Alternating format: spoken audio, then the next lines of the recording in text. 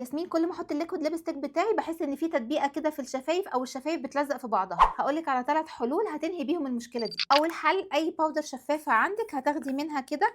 وليه بقولك شفافه؟ علشان ما تغيريش على لون الروج بتاعك قوي، فاهمين؟ هي هتاخدي اكتر باودر شفافه عندك وبفرشه وتنفضي كده منها الزايد وتطبطبي على الليبستيك بتاعك.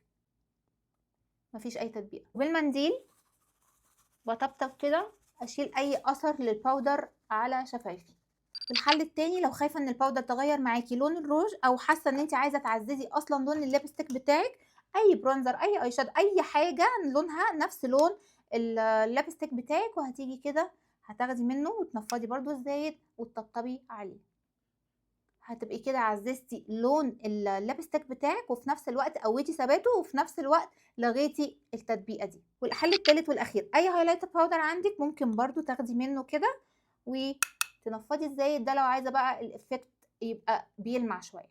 وانا بصراحه افضل الحل الاولاني او التاني، الباودر او الاي شادو، بلاش الهايلايتر، لان حاسه ان الهايلايتر ده هيبقى عايز بنات متمكنه شويه في الميك اب وليها خبره في الميك اب، لان ممكن الهايلايتر يقلب لك كيان الليبستيك كله ويخليكي في مهرجانات. واهم حاجه تعمليها ان انت تستني الليبستيك بتاعك خالص لما ينشف، لانك لو حطيتي عليه الباودر او الاي شادو وهو في مرحله انه لسه طري بينشف هيكلكع منك وهيبقى شكله كيكي جدا. فاستني ان هو ينشف خالص، وبعد كده التطبيقه دي زي ما قلت لكم امرها سهل، هنلاقيها بالباودر او الاي شادو.